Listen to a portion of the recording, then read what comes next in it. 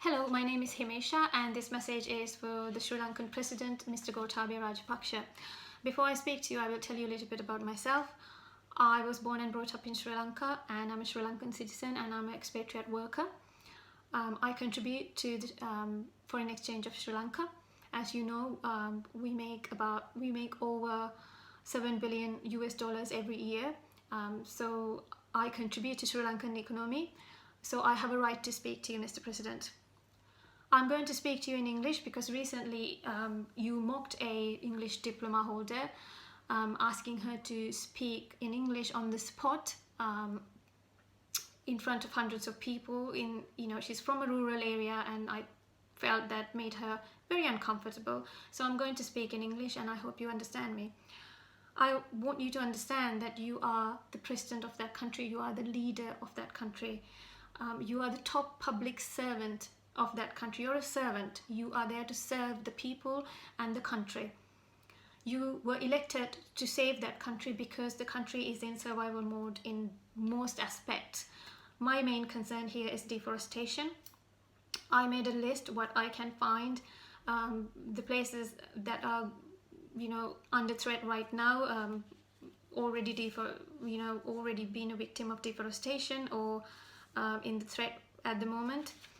So the list goes Dahayagala Sanctuary, Floodplain Reserve, Jalagalum Nimne, Anavilunda Wetland, which is supposed to be protected under Ramsar Convention, Orugalyaya Reserve, Singharaja, Bambarakanda, Pidrutalagala, Daraniyagala, Valikanda Reservation, which is also an elephant corridor, Vandamidemalia Protected Area, it's a proposed elephant management reserve, Kiri Suddan in Madhu Forest Reserve, Kalpitiya mangrove site, which was cut down for shrimp farming, Kirinda Thissa Maharama mangrove sites, they are destroyed already, Galloy National Park, deforestation at the moment, Lahugal National Park, Rambakan oil land clearance for maize farming, and just today I saw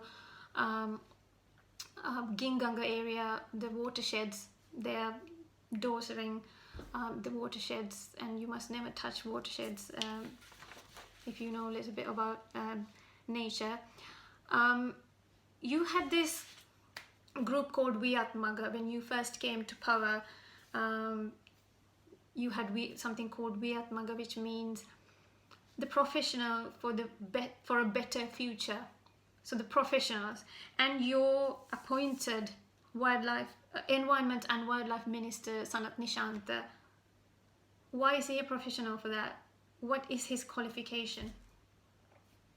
Because let alone qualification, the man doesn't even have compassion towards nature.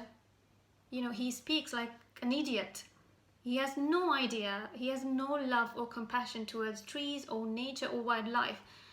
He says the most stupidest things we've ever heard.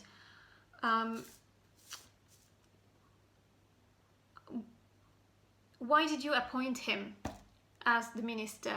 Because you were supposed to appoint someone who knows about ecosystems and biodiversity for that position. Is it because if you appointed a nature lover for that post, you wouldn't get to destroy the forest the way you want, because you two would have conflicts? He wouldn't want to destroy. Is this all being done for money and power? For votes, which is power? Because that's how it comes across. The people just under you, the contractors, the road development people, the contractors, and they keep a commission and you get a commission, the minister gets a commission, everyone gets a commission except the public, normal public. And I would like to discuss about the backlash you got when you went to Daraniyagala. You were, it was a staged performance, I would say. There was a farmer on a treetop in broad daylight, which is not normal. He was saying, Mr. President, can we have our land or some land, pieces of land for farming? And then you immediately ordered wildlife officers and environment and wildlife officers to be removed from there so these people can farm. That is not how you solve problems. You got backlash, and when you got backlash and criticism, you behave like a toddler who is throwing a tantrum. You are supposed to get better with criticism. You are not supposed to throw a tantrum and take it personally and be offended. You can't do that. It's not a good quality of a good leader. And then also, when the farmers, we heard that farmers are sending their livestock to these national parks and forests to be fed. And you said, oh, I ordered that, it's okay, let them do it. Because poor farmers, are you really doing this for their best interest? Are you really? It's a small group of people, The thing is, in these forests and national parks, there's something called ecosystem. Ecosystem means, for an instance, I will explain to you little example. This is just to explain to you. If you get a little tiny insect, let's say this insect feed on wounds of a buffalo, so he cleans wounds, so it helps the buffalo, and he also gets food, and the buffalo is food for a leopard. So it's I'm not talking about food chain, but food chain is also part of that. But that insect also breeds on this tiny little plant only. He only lays eggs on this tiny little plant. So if you destroy that tiny little plant, this little insect can't breed. That means there will be no more that type of insect. The buffaloes won't get their wounds cleaned up. They would get infections and die. There's no food for leopards. That was just a hypothetical small example. That's how the ecosystem works. Everyone depends on each other. So when you send livestock to these forests, they eat these plants, they chew on these plants, and they can also carry these domestic animals, their farm animals. They can carry diseases to wildlife, and that can kill the wildlife, and it's very important to preserve and reserve and protect these wildlife for our future generations. And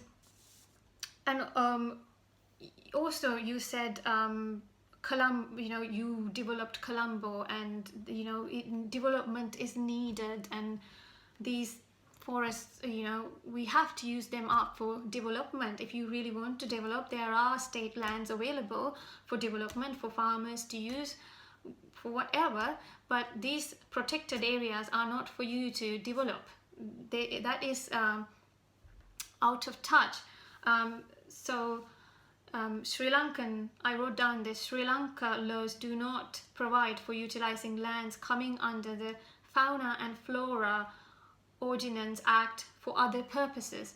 So whether you're president or prime minister or director general, you have no right to go beyond these existing laws. So you are actually doing something illegal. Just because you're president, you can't just say use that land, use this land. You can't do that.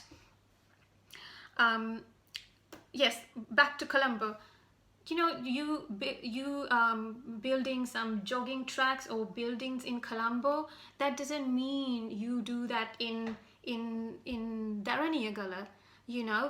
Colombo is a concrete jungle. There's nothing to reserve or preserve in Colombo. You can't possibly compare Colombo to Dharaniyagala. It is just silly. It's just even silly to entertain that idea of comparing those two. It's just plain silly. So please educate yourself about ecosystems and biodiversity. Please have someone with compassion and qualifications, to deal with wildlife and environment, not some sort of businessman in there being the Minister of Environment and Wildlife. The thing is, if you don't, you are destroying our forest in an alarming rate, and we want you to stop. If you don't stop, you're going to go home like a dog.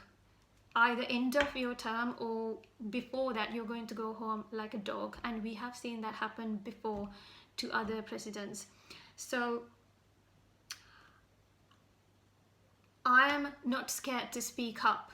I go to Sri Lanka every year, so next time I go to Sri Lanka, if someone finds my body shot dead in Independence Square with a typed, printed suicide note in my pocket, I'm not worried, because I am, as a human, is nobody for this world. I don't, if I go missing, the earth is not going to miss me. But these forests, yes, earth is massively going to miss these forests. Animals are going to suffer, humans are going to suffer. So next to forests, I am nobody. My child is nobody. So I'm not scared to speak up. So not just me, there are thousands and 100,000 other youngsters, young people who are not scared. We will speak up. This is your chance to reverse these things, to stop doing these things. Use your power to protect the country, protect the people. If you really care about farmers, microfinancing loans. You know, these people, these farmers, they've been taking microfinance loans. They can't pay them now. They didn't know what it was at the time. They can't pay it now. The women are killing themselves. How about Dambulla produce market, the biggest distribution center for vegetables and fruits? They've been asking for fridges and freezers for the longest time. Why don't you sort that out? Why don't you fix, you know, logistics for the supply chain, you know, from the farmer to the end user? Everything is sorted out, you know, the farmer gets paid well and the customer doesn't have to pay a fortune to buy their vegetables. And, you know, why can't you sort that out? How about the human versus elephant war that's going on at the moment?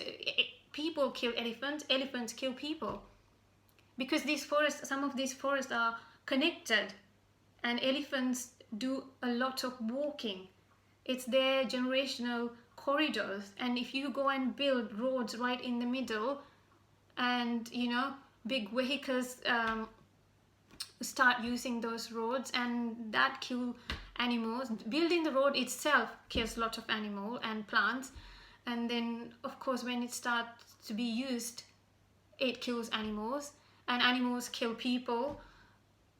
You know, how about you sort out electric fences for these farmers, you know, protect their crops from elephants? How about you do that first if you really care about farmers, you know, instead of destroying forests for development?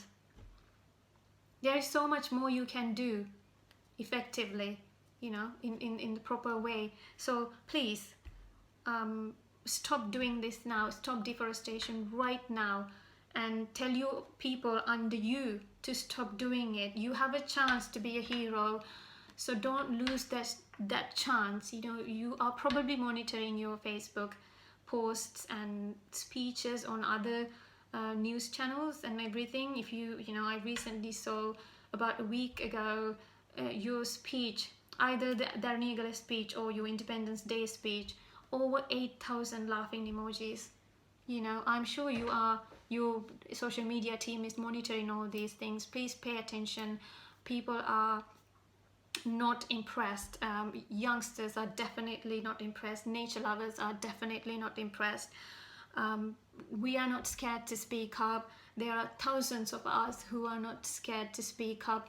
Please take your responsibility serious and love your country and protect your country, and you will be a hero.